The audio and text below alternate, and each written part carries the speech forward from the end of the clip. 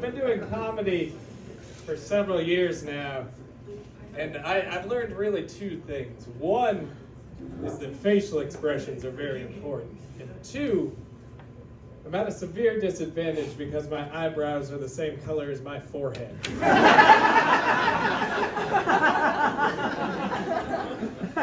It just doesn't look right. Long facial hair in general is kind of a problem. Like, when I try to grow it out, it doesn't make it look like I got out of school a few years ago. It makes it look like I am legally not allowed within 500 feet of one. When I look in the mirror some mornings, I'm like, I don't know, maybe I pull it off. Maybe. Maybe I like kids. You guys don't know.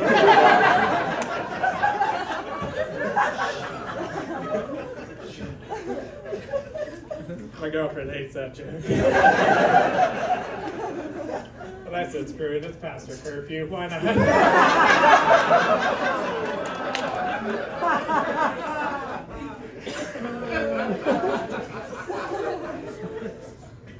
I'm way more worried that somebody is going to find my calculator history on my phone than anything that's on my internet browser history. We all look up weird stuff on the internet. I'm not embarrassed about that. But somebody could find my calculator app on my phone and be like, this moron had to look up 11 plus 7.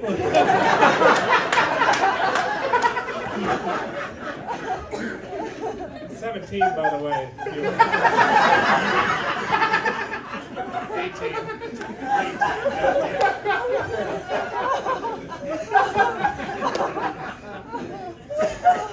Reno is the home of those big lifted trucks with the duck hunting stickers all over them.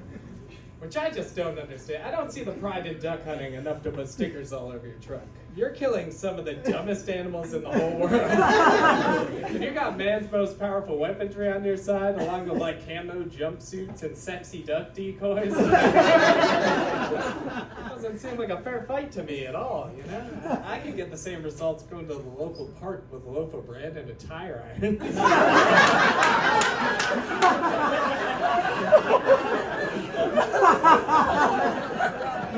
Duck. You're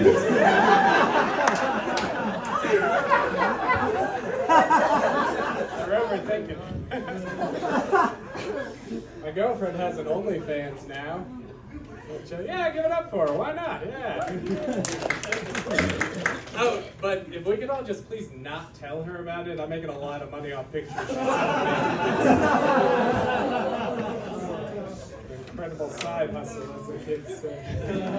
I told that joke in front of my mom a few weeks back. She didn't know what OnlyFans was. So I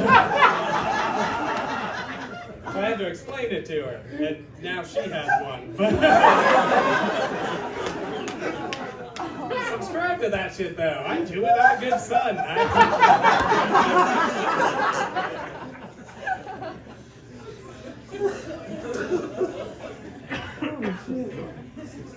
Just noticed that brushing your teeth and wiping your ass has a major thing in common.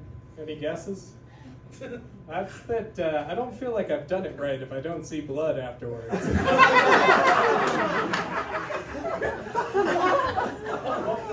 You didn't get in there real good. Spit some blood in the sink. You're like, good job, Luke. I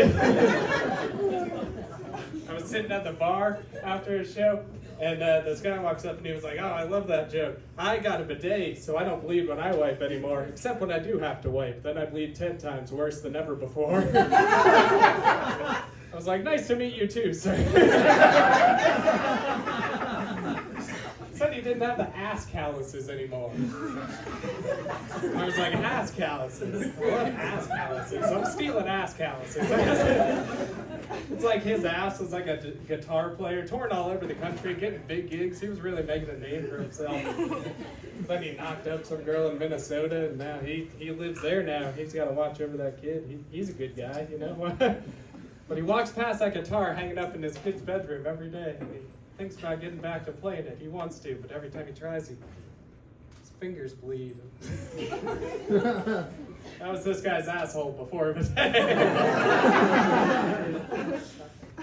feel like the people that make women's underwear never take into consideration that sometimes you shit your pants. Right, ladies? It's not fair. It's the goddamn patriarchy. I'm talking about it. this because of the design of the underwear. Because you got the one that's just like a line down the back. Sorry, Bobby. It's just like pushing it through a table saw if it ever happens. It's right down the middle.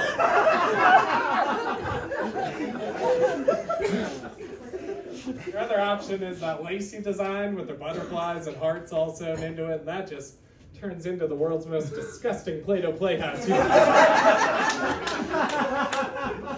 Just oozes out those holes like some poor kid that stood too close to the chain link fence at Travis Scott's festival.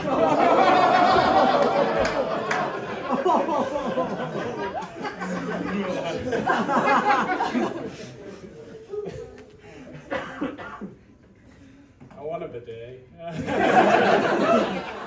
I will. I think I will. Sorry, how much time do I have? All right, being good at stand-up comedy is a lot like being retarded. Because I'm not sure if I am or not. You try to figure things out. I think I'm doing pretty good here, but you can never see yourself from the outside, you know? You take tests online, try to figure it out, try to ask people directly. It's like, you're doing great, buddy. There's a buddy on the end of that. My favorite job I ever had was working at In-N-Out Burger. Yeah, sick job. It's an In-N-Out table right here. Kind of a sad thing to say, though, now that I think about it. I'm working this one day. What In-N-Out does is every year they have a donation drive for support against human trafficking, which is a great cause, I think. But this guy walks in one day and he orders his food, he puts some money in the jar, and he says, how exactly does my money help this cause? Like, how can it possibly help stop human trafficking? I didn't know what to say. I was 17 and really high, to be honest with you. I just had to go with the first thing that came to my head, which was we buy them back.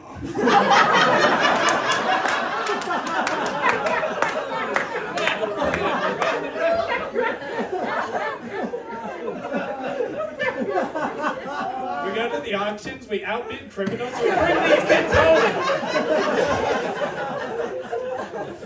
Great things that In-N-Out Burger.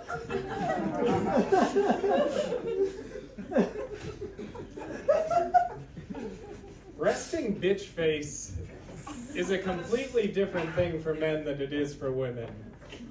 Because of the definition of the word bitch. I have resting bitch face. It doesn't mean I'm intimidating. It means it looks like you can give me a wet willy and call me names. Take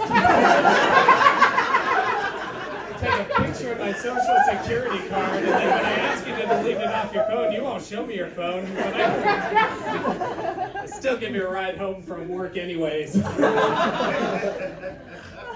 I was oddly specific because it was true. I'm gonna get out of here on this one. I got called a smart aleck after a show a few weeks back. And I haven't heard that term used since the 1950s. I don't know. I had to Google it. A smart aleck is defined as somebody who is irritating because they act as if they know everything.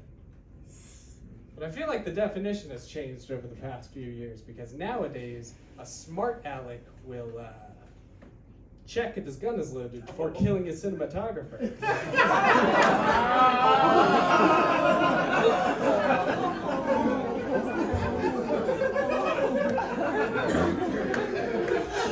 Baldwin, yeah.